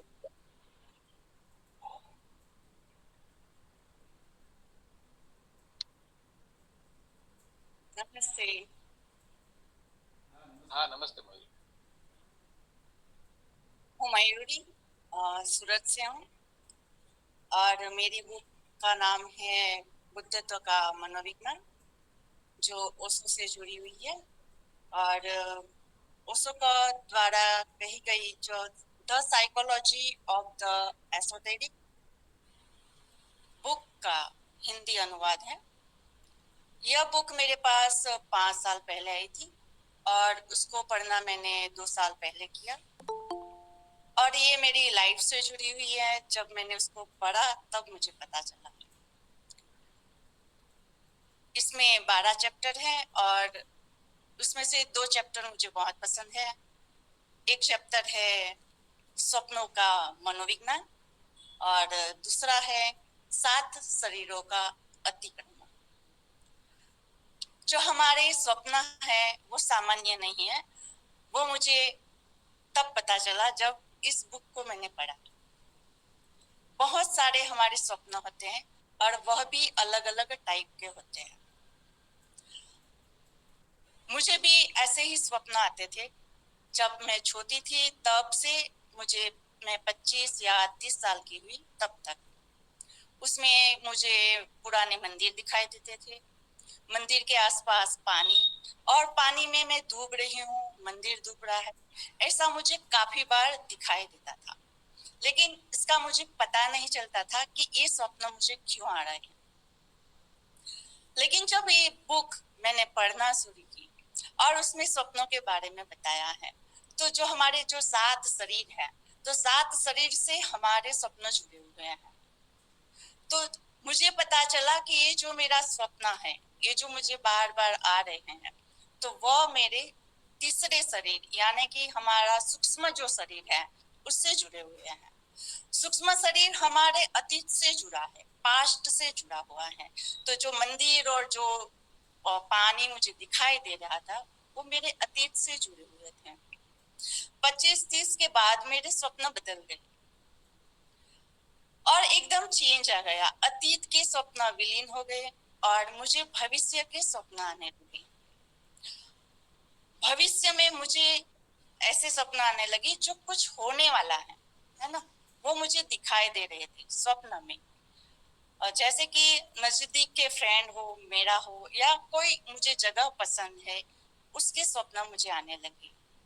मेरे फ्रेंड का एक एक्सीडेंट होने वाला था, तो मुझे 10-15 दिन पहले ही पता चल गया कि उसका एक्सीडेंट होने वाला है, बाइक से गिरेगा, कहाँ उसको चोट लगेगी, कौन से अस्पताल में होगा, सब जो पिक्चर के रील चलती है ना, ऐसे ही मुझे सब दिखाई दे रहा था। ऐसा एक नहीं है, काफी बार ऐसा हुआ, और तब भी मुझे पता नहीं था कि ये क्यों हो रहा है। ये जो सपना की बात कर रही हूँ वो 15 साल पहले का था, और बुक्स मेरे पास 2 साल पहले आई, और जब मैंने इसमें पढ़ा कि अरे ये ऐसे हो रहा है, हमारे अलग अलग शरीर से सपना जुड़े हुए हैं, और ये जो सपना था भविष्य के सपना, ये हमारा चौथा शरीर मनस शरीर से जुड़ा हुआ है। तो मैं एक स्टेप आगे चल चुकी थी, मीन्स कि मैं अब मनस शरीर में आ चुकी थी, ये अब मुझे पता चला। तो ये बुक मेरे लिए एक गुरु बन के आई है ना, और ओशो के द्वारा मुझे गिफ्ट दिए हैं। मुझे अभी कोई लाइव गुरु की जरूरत नहीं है, अपनी खुद की अंतर यात्रा के लिए मुझे ये स्टेप बाय स्टेप बता रही है कि हमें क्या करना है और मैं कहाँ पहुंची हूँ, मुझे कितनी मेहनत करनी है। और दूसरा जो चैप्टर है वह है 7 शरीरों का अतिक्रमण। एक शरीर से हम दूसरे शरीर में कैसे जाते हैं, हमारे शरीर 7 शरीर के अलग अलग अनुभव होते हैं, नेगेटिव और पॉजिटिव दोनों, और वो सब इसमें बताया गया है कि हम किस शरीर पे हैं, है ना। आप किसी से पूछने नहीं जाना पड़ेगा, आपको सब इसमें बताया गया ही है कि आप अभी किस शरीर पे हो। तो ये चैप्टर भी मुझे बहुत पसंद था कि मैं अभी कहाँ हूँ और मुझे अभी कितनी यात्रा करनी है ना। तो इसलिए मुझे ये बुक बहुत ही पसंद है, और मेरे लाइफ में तो ये गुरु बन के ही आई है, और आप सभी को भी बहुत अच्छी लगेगी अगर आप वो पढ़ेंगे, और लाइफ में एक बार तो जरूर पढ़नी चाहिए। Thank you so much. Thank you Mayuri बहन, बहुत ही सुंदर और बहुत ही इफेक्टिव एक्सपीरियंस के साथ आपने बुक रिव्यू दिया है। मेरी आशा है, मैं आपसे रिक्वेस्ट करता हूं कि एक दिन पूरा 1 या 1.5 घंटे का समय निकालकर आप इस ग्रुप में इस पुस्तक का अपने अनुभव के साथ जो भी शेयर करना है वो आप जरूर समय निकाल के हम सबको थोड़ा मार्गदर्शन करें। Thank you very much. फिर एक बार बहुत सुंदर अनुभव रहा, आपकी आध्यात्मिक यात्रा और डे बाय डे और उन्नति को प्राप्त करती रहे, यही शुभेच्छा हमारी तरफ से आपको। और आपने तो गुरु ही ओशो किया है तो फिर और तो कुछ कहने की बात ही नहीं आती है उसमें। Thank you very much. उसके बाद केतन भाई पटेल हाँ बोलो। કેતન ભાઈ 1 મિનિટ, મયુરબેન નું સાચું નામ, એટલે અમે સન્યાસીઓ જે છે ઓશો ગ્રુપના, જનરલી સન્યાસી હોય એટલે પુરુષ હોય તો સ્વામી કહીએ, સ્ત્રી હોય તો માં કહીએ, તો માં પ્રેમ અજસ્તા છે અને મૂળ કિંમતી છે, અને લગભગ 10-11 વર્ષ પહેલા એમને મળેલો હતો। બહુ જ સરસ અને સુંદર શિબિરો કરાવે છે અને ઓશોના મેડિટેશન કરાવે છે, બહુ જ વેલ ટ્રેન્ડ છે, અને જે આપણે ક્યારેય વિચાર્યા ના હોય એવા મેડિટેશન કરાવે છે કે જે તમારા અંતર્મનને જોડી દે। તો જેવી રીતે તમે સુરેન્દ્રસિંહ પુસ્તકનું કીધું ને, હું માને વિનંતી કરીશ કે ક્યારેક તેઓ એકાદ દિવસનું આપણું ધ્યાનનું પણ સેશન રાખે, બની શકે તો આપણે ફિઝિકલી આપણે એને રાખીશું કોઈક જગ્યાએ રાખીશું, તો જેથી કરીને આખા દિવસનો એક લાભ મળી રહે। ચોક્કસ મયુરીબેન, સ્વાગત છે તમારું। Okay, thank you. ઓકે, આપણી વચ્ચે કેતનભાઈ પટેલ જોઈન થઈ ગયા છે। કેતનભાઈ નમસ્તે બધાને। નમસ્તે। આ બુક મેં લગભગ 2000ની સાલમાં વાંચી હતી। તો મારી એક આધ્યાત્મિક યાત્રા હતી લગભગ 1983 થી।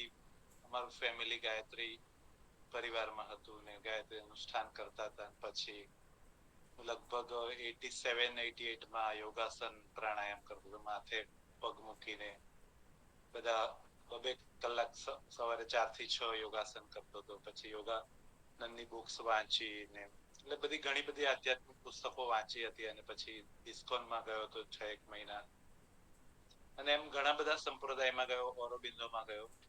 એ વખતે એક મિત્ર જે હતા નવસારી, જીતુભાઈ ચૌહાણ, એમણે કીધું કે અમે સ્પર્શ કરીને ધ્યાન કરાવીએ છીએ।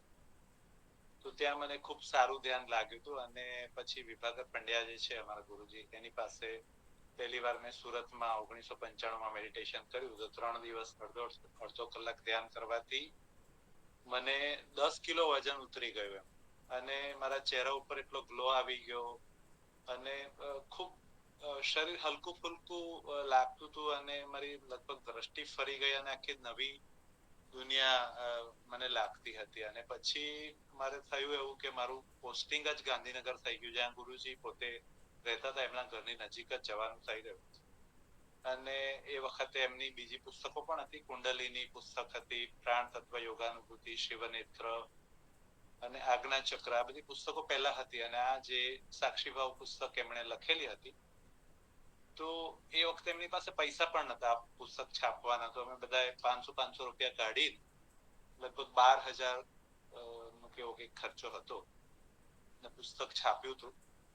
તો બેઝિકલી આ પુસ્તક માટે મને ક્રેઝ એટલા માટે છે કે આ અમારા જે ગુરુજી હતા એમને મને શું કે મને આ બધો ઇન્ટરેસ્ટ હતો કે પાસ્ટ બર્થમાં કેવી રીતે જવાય, કે સમાધિમાં કેવી રીતે જવાય, થર્ડ આઈ કેવી રીતે ખોલાય, કે પછી આઉટ ઓફ ધ બોડી કેવી રીતે નીકળાય, કે બધા જે અનુભૂતિઓ છે, તો એ બધામાં પ્રેક્ટિકલી જવા માટે, કારણ કે પુસ્તકો બહુ હોય છે, પણ આ જે સાક્ષીભાવ ગુરુજીએ લખી એને પ્રેક્ટિકલ લાઈફમાં કેવી રીતે આપણે જીવી શકીએ એની ઉપર આખું એમનું કામ છે. અને એ બહુ સારા લેખક નથી ગુરુજી, પણ ખૂબ સારા યોગી છે, સિદ્ધ યોગી છે, અને એમની શક્તિથી અમારી કુંડલીની જાગૃત કરતા હતા, કે આજ્ઞા ચક્ર ખોલતા હતા, કે પાસ્ટ બર્થ ખોલતા હતા, કે આ બધું કરી શકતા હતા. અને એમણે સાક્ષી ભાવની અંદર જે પ્રેક્ટિકલ લાઈફ કેવી રીતે જીવી શકીએ એની ઉપર મીન્સ ડગલે ને પગલે વાત કરી છે.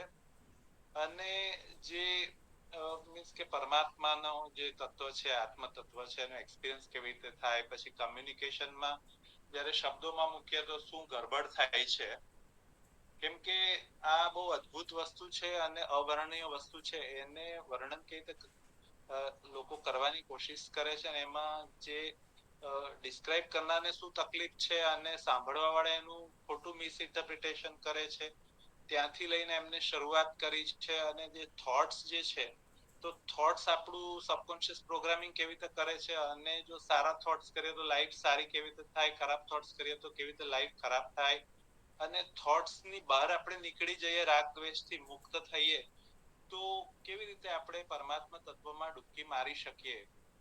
તો એ લેવલનું કોન્શિયસ માઇન્ડ છે, સબકોન્શિયસ માઇન્ડ છે, સુપર કોન્શિયસ માઇન્ડ છે, એની એમણે વાત કરી કે સુખી કેવી રીતે થવાય. પછી જે ષડ રીપુ છે, કામ, ક્રોધ, લોભ, મોહ, ભય, એ બધાની વાત કરી. પછી સ્વર્ગ નર્ક જે બધા સંપ્રદાયોમાં છે, ધર્મ સંપ્રદાયોનું સ્વરૂપ શું હોય છે, અને એમણે આખું બહુ સરળ ભાષામાં આ જે સાક્ષી ભાવ જે છે, કે જેનાથી મારી પોતાની અંદરની દુનિયા જોવામાં મને એક તો ઈઝી થઈ ગયું, પ્લસ ઓફિસમાં હું જોબ કરું એટલે રાત્રે હું મેડિટેશન કરું, ઓફિસમાં આખો દિવસ જોબ કરું. મેરેજ થયા તો મારી પત્નીને સમજવામાં મને હેલ્પફુલ થઈ, કે મારા મા બાપ છે, કે ભાઈ બહેન છે, કે પડોશી છે, બધાને સમજવામાં, આખી દુનિયાને સમજવામાં. અને બીજી બધી જે બુક્સ વાંચી મેં, લગભગ બધા ધર્મ સંપ્રદાયની, ઓશોની પણ 50 ની આજુબાજુ બુક્સ વાંચી હશે, કે કેસેટ્સ વાંચી, સાંભળી છે, કે દાદા ભગવાનનું જ્ઞાન પણ લીધું છે, મુસલમાનોની માળા પણ ગુમાવી છે, જૈનોના સ્તોત્ર બી કર્યા છે. તો આ બધું મેં કોશિશ કરી, પણ એની અંદર આ એક બુક જે હતી કે જેમણે એકદમ સરળ શબ્દમાં જે રિયાલિટી જે છે એના સુધી પહોંચવામાં મને મદદ કરી. એટલા માટે આ બુક મને બહુ જ ઇમ્પોર્ટન્ટ લાગે છે. આટલું મારે શેર કરવું હતું. થેન્ક યુ વેરી મચ કેતનભાઈ, ખૂબ સરસ વાત કરી. બુકનું પુસ્તકનું ટાઇટલ જ એ રીતનું છે, સાક્ષી ભાવ. કોઈ પણ આધ્યાત્મિક યાત્રા સાક્ષી ભાવ વગર શક્ય જ નથી, એ સમજવું બહુ જરૂરી છે. અને તમે ખૂબ સારી દર્શન આપ્યું અમને. ચોક્કસ કોઈ વાર ચાન્સ મળશે તો આપણે ફરી તમારો પણ એક અભિપ્રાય બુક સાથેનો અને તમારી લાઈફ સ્ટોરી સાથેનો ચોક્કસ આપણે અહીંયા રજૂ કરીશું. આપણી વચ્ચે અંતિમ વક્તા છે ઉદયભાઈ કુલકર્ણી.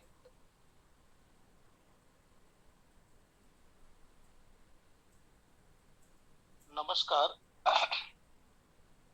આ દેહને ઉદયના નામે ઓળખવામાં આવે છે, અને આજે હું મારી સ્પિરિચ્યુઅલ જર્નીનું જે ડેસ્ટિનેશન, જે ફાઇનલ ડેસ્ટિનેશન કહેવાય એવું જે પુસ્તક મને મળ્યું આટલા વર્ષોના સંઘર્ષ પછી, તે આઈ એમ ધેટ વિશે વાત કરવા જઈ રહ્યો છું. ઇંગ્લિશમાં તે આઈ એમ ધેટ, મરાઠીમાં સુખ સંવાદ, હિન્દીમાં અહમ બ્રહ્માસ્મિ અને ગુજરાતીમાં આત્મબોધ. આ તેના પ્રચલિત ટાઇટલ્સ છે. આ ભાષાઓ સિવાય પણ આ ગ્રંથ વિશ્વની અનેક ભાષાઓ અને તામિલ, તેલુગુ અને મલયાલમ જેવી ભારતીય પ્રાદેશિક ભાષાઓમાં અનુવાદિત થયેલો છે. અને હું આ ગ્રંથ આપણને મળ્યો તેના માટે હું મોરિસ ફ્રીડમેનનો ઘણો આભારી છું અને આપણે બધાએ પણ તેમના આભારી રહેવું જોઈએ કે તેમને જે મહત્તમ મહેનત કરી અને નિસર્ગદત્ત મહારાજના રેકોર્ડિંગ્સ જે તે સમયે ટેપ્સ ઉપલબ્ધ હતા એ ટેપ્સમાં એમણે કરીને આ પુસ્તક એમણે ઇંગ્લિશમાં આપ્યું અને એના પરથી પછી મરાઠી અને અન્ય ભાષાઓમાં એ ટ્રાન્સલેટ થયું. એટલે આ એક માત્ર એક ગ્રંથ નથી પણ ચેતનાને જાણવાનો અને તેમાં રૂઢ થવા માટેનું એક અમૂલ્ય માર્ગદર્શન આ ગ્રંથમાં આપણને મળે છે. અને જેવી રીતના આપણા 4 વેદો છે તો હું એને એક પંચમ વેદ તરીકે વ્યાખ્યાયિત કરું છું. આમાં કોઈ વિશેષ ભાષાકીય ઝંઝટ કે શાસ્ત્રોક્ત ભાષાકીય સદ્ધરતા વિના પણ એક સામાન્ય વ્યક્તિ પોતાના રોજબરોજનું કૌટુંબિક કર્તવ્ય નિભાવી અને કુટુંબની સાથે જ રહી ઉચ્ચ આધ્યાત્મિક અનુભૂતિઓ મેળવી તેમાંથી ઉચ્ચાવ સ્થાને પહોંચી શકે છે. તો આઈ એમ ધેટ નું ગુજરાતી છે હું તે છું એ અદ્વૈત વેદાંત પર આધારિત 101 સંવાદોનો એક સંગ્રહ છે. એટલે મહારાજ અને સાધકો વચ્ચેનો આ સંવાદ રૂપી આ પુસ્તક છે. મહારાજ એક સામાન્ય બીડીની દુકાન ચલાવતા હતા, જે કંઈક જાજુ ભણેલા હતા અને તળપદી કોંકણી ભાષામાં તેઓ સંવાદ કરતા હતા. અને એ 10x10 ની ચાલીમાં ખેતવાડી મુંબઈમાં એમનું નિવાસ હતું. અને ત્યાં આગળ બધા સાધકો આવતા, એમની સાથે પ્રશ્નોત્તરી કરતા અને એને મોરિસ ફ્રીડમને જે એકચ્યુઅલી પોલેન્ડ થી ભારતમાં આવેલા પોલ બ્રન્ટનના પુસ્તકોથી અને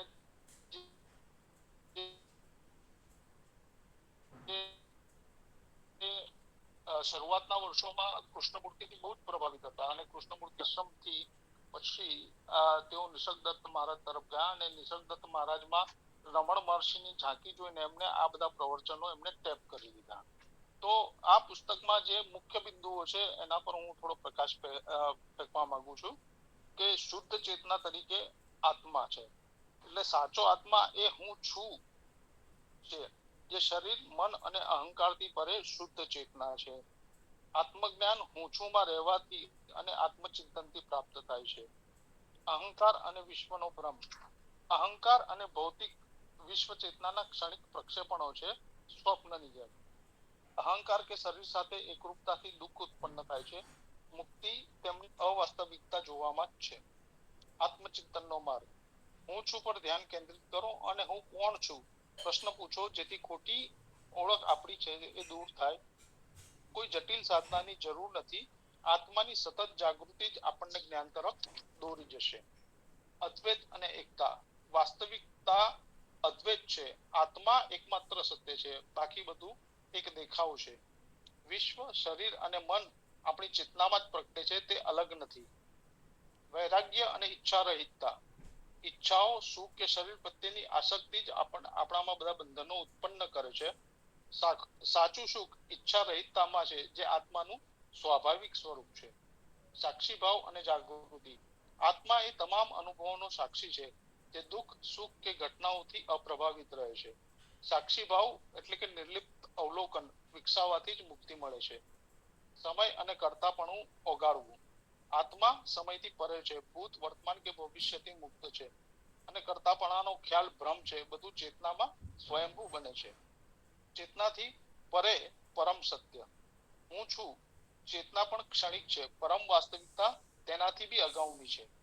અંતિમ જ્ઞાન એ પરમમાં લીન થવું છે, જે બધી અવસ્થાઓથી પરે છે. અને વ્યવહારિક આધ્યાત્મિકતા. જીવન જ ગુરુ છે. રોજિંદા અનુભવો આપણને સત્ય શીખવે છે, જો તે નિરપેક્ષપણે જોવામાં આવે. મુક્તિ તાત્કાલિક છે. ફક્ત આત્માને નહીં, આત્માને આપણને હમણાં જ અને અહીં ઓળખવાની જરૂર છે. ભય અને દુઃખથી મુક્તિ. ભય અને દુઃખ આત્માની અજ્ઞાનતા અને શરીર સાથે એકરૂપતાથી ઉત્પન્ન થાય છે. આત્માને શાશ્વત અને અપરિવર્તનશીલ તરીકે ઓળખવાથી જ બધો ભય અને દુઃખ ઓગળે છે. આ સંવાદો બધા એકબીજા સાથે જોડાયેલા છે. કોઈ પર્ટિક્યુલરલી ટોપિક વાઇઝ આમાં આપણને એ બુકમાં જોવા નથી મળતા. અને શ્રી નિસર્ગદત્ત મહારાજ આમાં બૌદ્ધિક સમજણ કરતા પોતાના ડાયરેક્ટ એક્સપિરિયન્સ પર વધારે એમ્ફેસિસ કરે છે. અને આ પુસ્તકનો મુખ્ય સંદેશ એ છે કે આત્માને શુદ્ધ ચેતના તરીકે ઓળખવાથી વ્યક્તિત્વ અને વિભાજનનું જે આપણો ભ્રમ છે એમાંથી આપણે મુક્ત થઈએ અને આપણી જે પરમ અવસ્થા છે જે આપણને ઓલરેડી પ્રાપ્ત જ છે અને એ માયાથી ઢંકાયેલી છે એને આપણે ઓળખીએ ને એમાં આપણે અવસ્થિત રહીએ છીએ. તો આ મારી બુકનું પ્રેઝન્ટેશન અહીંયા હું પૂરું કરું છું. અને આપ સૌ આટલા લાંબા સમય સુધી આજના કાર્યક્રમમાં જોડાયા તે બદલ આપ સૌનો આભાર માનું છું. અને હું શ્રી સુરેન્દ્રસિંહને કહું છું કે આગળનું સેશન લે. નવીનભાઈ કંઈક કહેવા માંગે છે.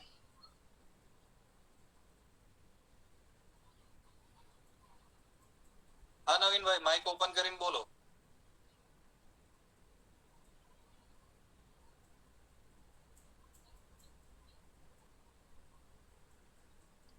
એમનો શરૂઆતથી જ આજ ઊંચો છે નિરલસિંહ. હા એવું છે. હા શરૂઆતથી હેલો. ઓકે હા બોલો. અવાજ આવ્યો? હા બોલો બોલો બોલો. એકચ્યુઅલી તો મારી તો કોઈ તૈયારી નથી. આ મીટિંગ ચાલુ થઈ પછી જ મેં એક પુસ્તક વિશે વિચાર્યું છે અને તે પુસ્તકનું નામ છે સુખને એક અવસર તો આપો. ખૂબ સરસ.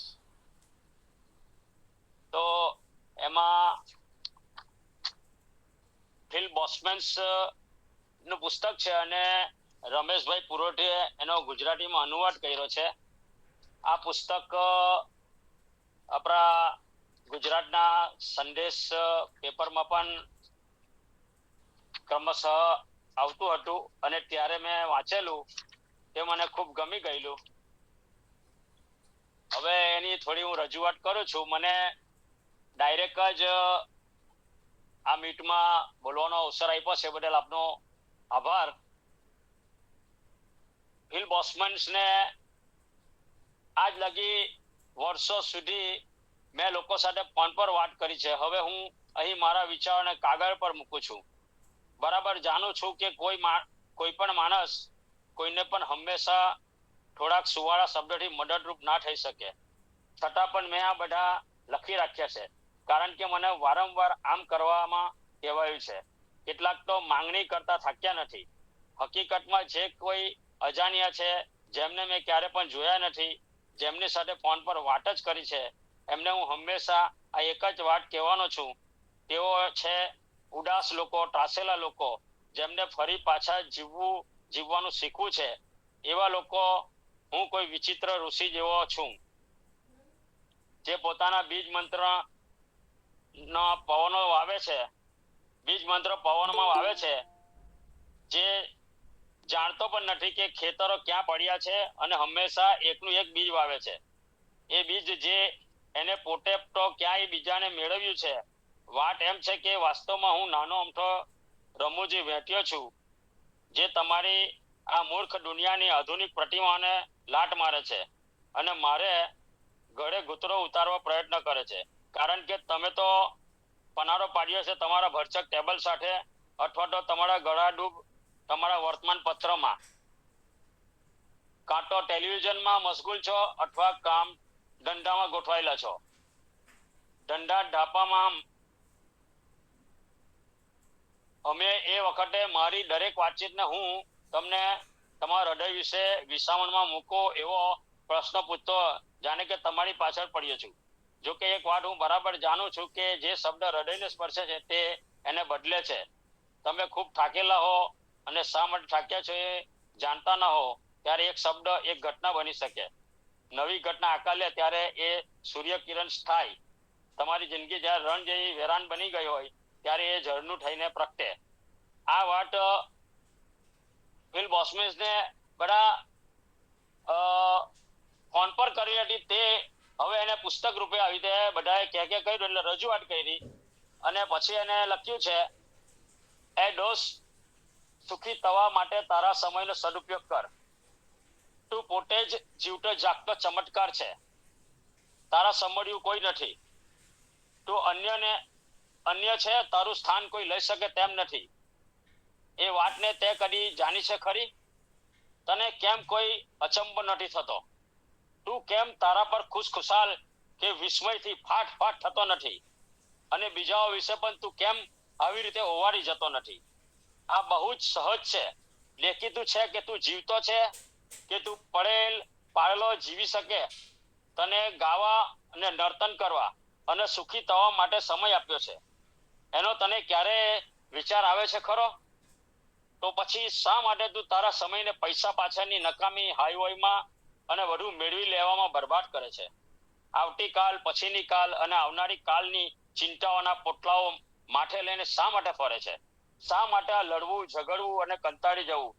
શા માટે રાતભર ખાલીખમ મનોરંજનમાં ડૂબે છે અને સવારે સૂર્ય માથા પર આવે ત્યારે સુધી ઊંઘે છે?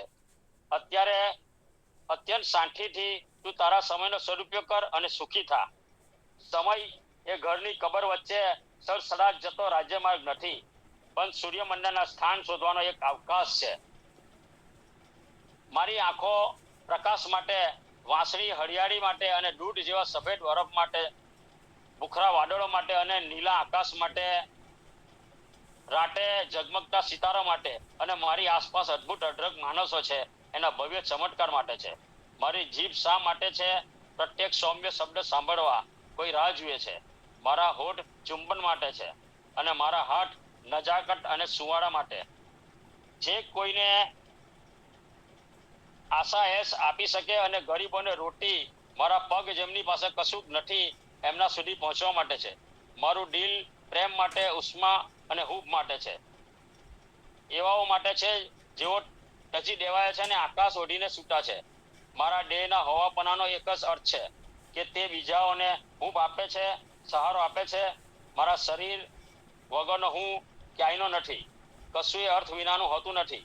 દરેકની એક તાગી ન શકાય એવી મહત્તા હોય છે. તો પછી શા માટે હું સુખી નથી? શું મારી આંખો બંધ છે? શું હું કડવા કારેલા જેવો છું? શું મારા હાથ લૂંટારા છે અને હૃદય નિર્દય છે? હા, બસ તૈયાર. સમય આપણો.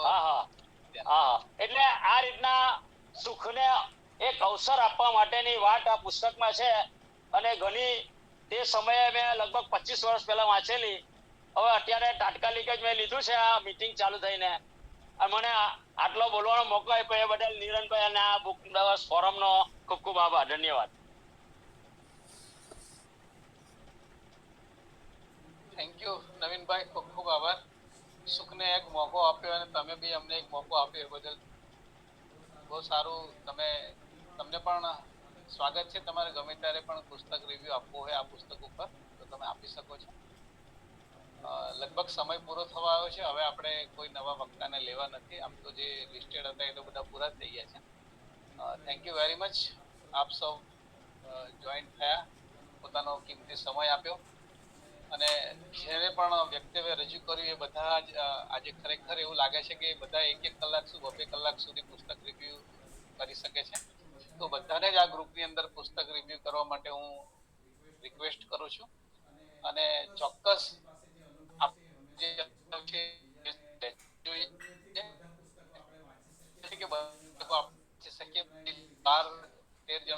આપ્યા તો ઘણા બધા પુસ્તકો આપણે રિવ્યુ કરી લીધા, વાંચ્યા બરાબર આપણે ત્યાં સુધી પહોંચી ગયા અને સાર સુધી તો પહોંચી ગયા. તો ફરી રિક્વેસ્ટ છું કે તમે ત્યારે આ ગ્રુપને રિક્વેસ્ટ કરી પોતાના રિવ્યુ રજૂ કરવો હોય તો કરી શકો છો. ફરી એકવાર થેન્ક યુ વેરી મચ. તમે સૌ જોડાયા અમારા બધાની વચ્ચે. Thank you very much. આપણે પૂરું કરીએ છીએ અહીંયા. Thank you everyone. Good night બધાને. Good night. Thank you. Good night. બધાને.